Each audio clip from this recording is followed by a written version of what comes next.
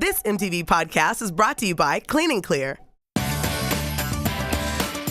New Clean and Clear Daily Pore Cleansing Pads with micro-scrubbing cleansers on one side, conditioners on the other. So once you've scrubbed your pores clean, you flip it to soften and smooth your skin. Clean and clear and under control.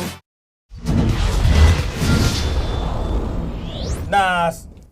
What up? What up? What up, Big Sway? Everything good. Everything good? You ready? Yeah. This is it, man. So Oh, man. I'm gonna start with this because I you and I have been talking since hip hop is dead. Is really that the whole campaign, I call it the movement, really has become mainstream. So just looking at your actions and hearing some of the things you have to say about hip hop is dead and what that means, I'm gonna ask you if hip hop is dead and is in a vulnerable state, what role did you play in it? I mean, I'm just as guilty as anybody else for the murder of the rap game. You know what I'm saying? But it's a bunch of things. There's the corporate side of the business that killed it. You know what I'm saying? There's also we got too much hustle in us because there's so much bread in the rap game that we kind of get lost in it. So I think we all play a part in it. And every time, every kind of music gets stagnant every once in a while, and then it comes to a point where it needs to be re-energized. That just happens with the game often. And all kinds of rap is like out right now that I'm digging, but at the same time, it kind of has its ups and down moments. I think Ice Cube said that one time. It has like so many ups and downs in it. So at this point of it, I've seen so many of the purists who really love it turn to struggling artists because they're not benefiting, whereas dudes that ain't got no talent is benefiting, you know what I'm saying? So it's just definitely a period where it's been dead. I'm just bold enough to say it.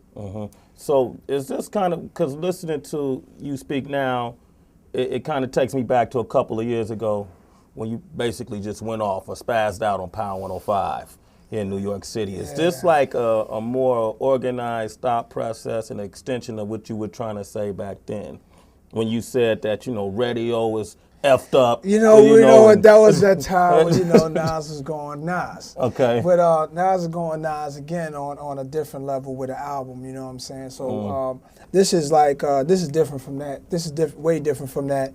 It's just like with the rap game, it's so much power, so much we can do.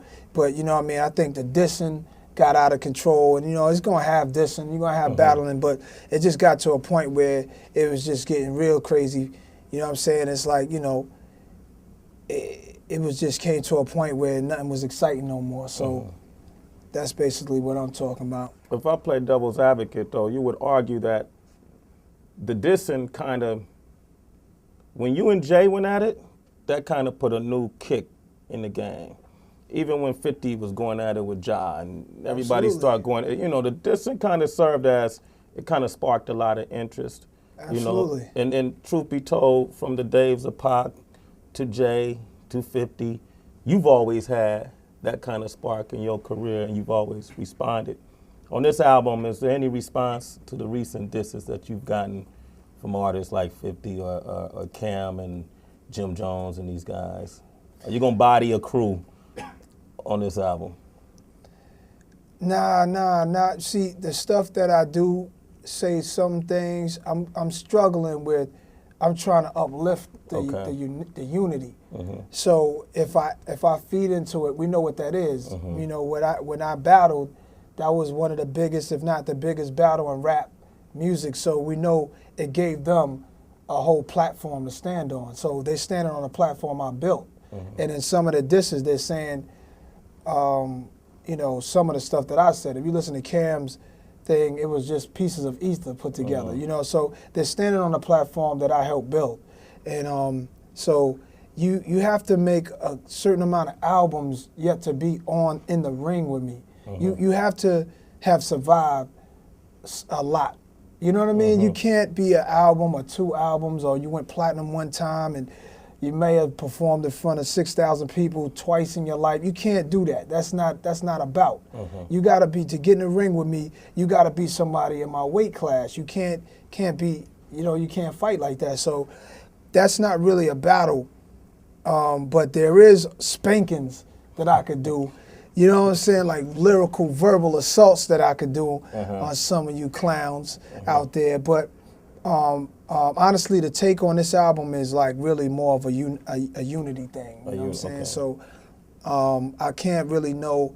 I don't really know at this moment right now if I'm going to let those records fly where I do answer a thing or two, but maybe not. Okay, but you definitely got them in stock if you need them. Yeah. Okay.